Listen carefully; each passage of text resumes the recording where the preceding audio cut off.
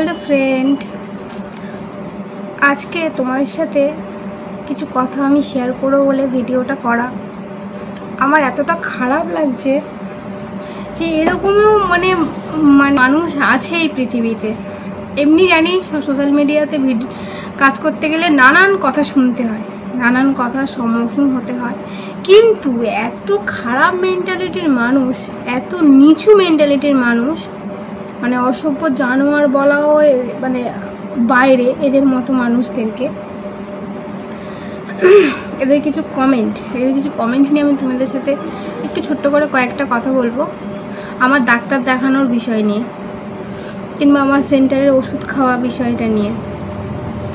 প্রথমে বলি যে আমার সেন্টারের ওষুধ খাওয়া নিয়ে। এই ওষুধগুলো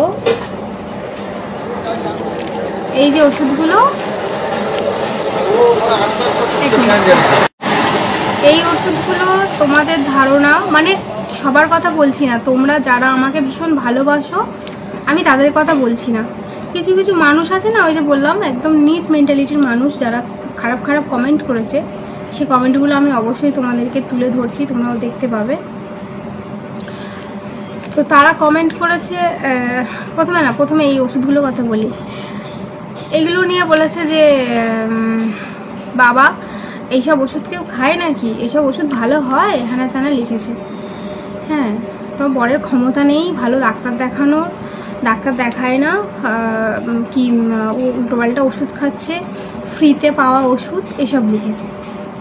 তো তাকে উদ্দেশ্য করে আমি কয়েকটা কথা বলবো। দেখো, এই যে ওষুধগুলো, এই ওষুধগুলো সরকার থেকে দিচ্ছে, এটা ঠিক, একদমই ঠিক কথা, এগুলো সেন্টার থেকে পাওয়া ওষুধ। কিন্তু এই ওষুধগুলো একটা গর্ভবতী মায়ের জন্য দিচ্ছে। তো সরকার নিশ্চয়ই চাইবে না সেই গর্ভবতী মায়ের ক্ষতি হোক কিংবা তার সন্তানের ক্ষতি হোক, এটা নিশ্চয়ই চেয়ে এই ওষুধগুলো দেবে না। কিংবা যে সেন্টার থেকে দিচ্ছে, যাদের দায়িত্বে আমরা রয়েছি, তারাও চাইবে না। অতএব এই ওষুধগুলো তো খারাপ বলে আমার মনে হয় না। আমার বর্ণায় গরিব, তার কথা আমি শুনে সেই কথাতে বলছি, আমার বর্ণায় গরিব, আমার বরের টাকা নেই ডাক্তার দেখানোর, ঠিক আছে। কিন্তু ওই সেন্টারেতে আরও কিন্তু অনেক প্রেগনেন্সি মহিলারা রয়েছে, যাদের মধ্যে কিন্তু সবাই এই ওষুধগুলো নিচ্ছে আর এই ওষুধগুলো খাচ্ছে। আমি জিজ্ঞাসাও করেছি, ওখানে রয়েছে চাকরি করে ওরকম লোক, মহিলা রয়েছে, তার হাজব্যান্ড চাকরি করে, সরকারি চাকরি করে, তার তো নিশ্চয়ই অভাব নেই কোনো কিছু। আরও রয়েছে ব্যবসা করে, নানান রিচ ফ্যামিলি রয়েছে, সবাইকেই তো সেন্টারে যেতে হয়, সে যতই বড় লোক হোক না, যাই হোক না কেন। তারা কি করে ওষুধগুলো খাচ্ছে? তারাও নিশ্চয়ই ভালো বুঝেছে বলে ওষুধগুলো খাচ্ছে, ঠিক আছে। তো তোমাদের মতো মেন্টালিটির মানুষদেরকে কি বলে, ভাষায় কি বলে যে উচ্চারণ করে কথা বলো আমার ঠিক জানা নেই, ঠিক আছে। না জেনে শুনে ভুলভাল কমেন্ট কেনই করতে আসো, আর কেনই বা তোমরা এত গালমন্দ খাও, সেটাই বুঝি না। তা ওষুধ পড়ে গেল, ওষুধের কথা বাদ দিলাম। এইবার সে লিখেছে বরের টাকা নেই, গরিব, ডাক্তার দেখাতে পারে না, কি বাড়িতে বিয়ে করলে তুমি, কি সংসারে গেলে, তোমার কপাল পোড়া, কপাল খারাপ, এসব লিখেছে।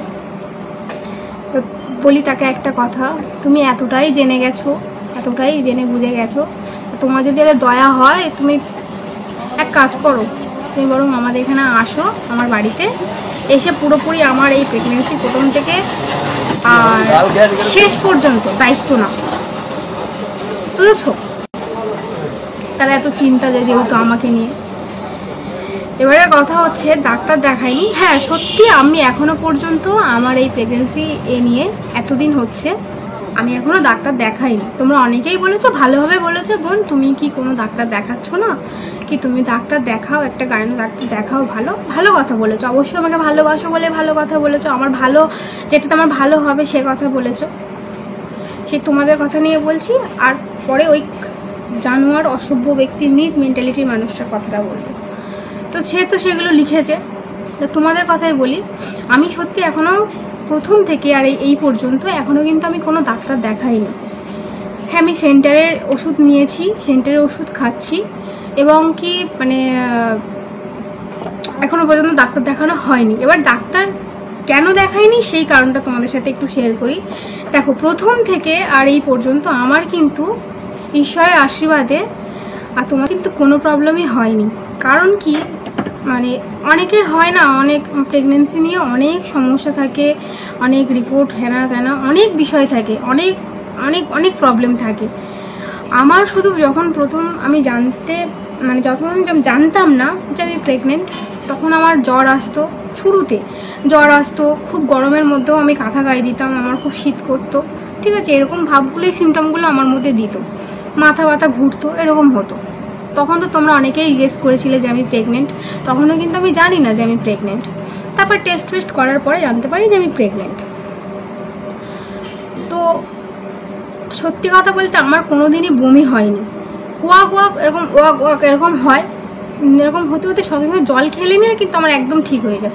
জল খেলে কিন্তু আমার আর উল্টিটা হয় না। খুব ভুল ভবিষ্যৎ, মানে প্রথম থেকে আর এই পর্যন্ত খুব ভুল ভবিষ্যৎ, মানে 2-3 বার বমি হয়েছে আমার, এর বেশি আমার এখনও একবারও কিন্তু মানে খুব অস্বস্তি অনেকের হয়, আমি শুনেছি অনেকের একদম বমি করে করে শরীর পুরো একদম খারাপ হয়ে যায়, পুরো বিছানায় দিনরাত শুয়ে থাকে, এরকমই ব্যাপার আছে, একদম বেড রেস্ট হেনা তেনা।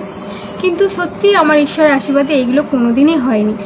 আর আজও পর্যন্ত আমার শরীর কিন্তু একেবারেই ভালো রয়েছে, কোনো প্রবলেম হচ্ছে না, কোনো বমি টমি আরও যত রকমের প্রবলেম হয় একজন মায়ের, আমার কিন্তু সেগুলো সত্যি ঈশ্বরের কৃপায় কিছুই হচ্ছে না।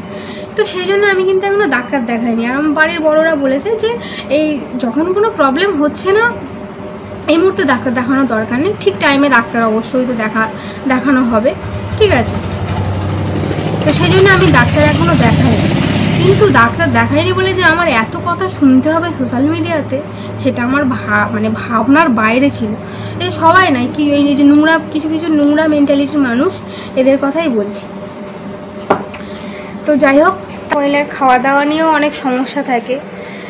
আমার কিন্তু প্রথম থেকে আর এই পর্যন্ত খাওয়া দাওয়া নিয়ে সমস্যা বলতে আমি খেয়ে গেছি, আমার কোনো প্রবলেম হয়নি। শুধু আমি চিকেনের গন্ধটা নিতে পারতাম না একদমই, চিকেন আমার একদমই প্রথম থেকে একদমই সহ্য করতে পারতাম না।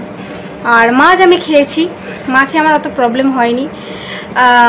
ভাতের মাড়ের গন্ধ নিতে পারতাম না, এখন ঠিক আছে। সবজি আমি খেতে পেরেছি, আমি সমস্ত রকম জিনিসপত্র খেতে পেরেছি, ঠিক আছে, আমার কোনো প্রবলেমই হয়নি। অনেকের তো হয় যা খায় সঙ্গে সঙ্গে উল্টি করে দেয়, কিন্তু আমার সত্যি সেরকম কোনো দিন কিছু হয়নি। তাহলে শুধু ডাক্তার দেখানোর কোনো মানেও আমার তখন হয়নি। এবার এখন আমি বলছি না ডাক্তার দেখাবো না, তা না, আমি কিন্তু ডাক্তার দেখাবো খুবই তাড়াতাড়ি, হয়তো কালকে আমার ডাক্তার দেখানোর ডেট আছে, ঠিক আছে। প্রথম দেখাবো, আমাদের এইখানেই দেখাবো, ভালো ডাক্তার, একজন গাইনো ডাক্তার, লেডিস ডাক্তার। তো কারণটা হচ্ছে দেখাচ্ছি একটা কারণ, আমি হ্যাঁ এখনো পর্যন্ত ইউএসজি করিনি, করব সেটা। আর কিছু প্রোটিন খাবার দাবার, ধরো দুধ, প্রোটিন পাউডার, হেনা তেনা এইসব ওনার কাছ থেকে সাজেস্ট নেবো বলে, যে কি খেলে ভালো হয় সেইগুলো নেবো বলেই আর কি ডাক্তারটা আমার দেখানো। আমার কিন্তু কোনো প্রবলেম হচ্ছে না, এই কারণের জন্য আমার ডাক্তার দেখানো। হ্যাঁ, আমার বরের কিন্তু ক্ষমতা রয়েছে, আমার বরের আর যাই হোক ঈশ্বরের আশীর্বাদে ক্ষমতা রয়েছে যে তার বউকে একটা ডাক্তার দেখানো, তার বউকে ভালো রাখার, তার বাচ্চাকেও ভালো রাখার।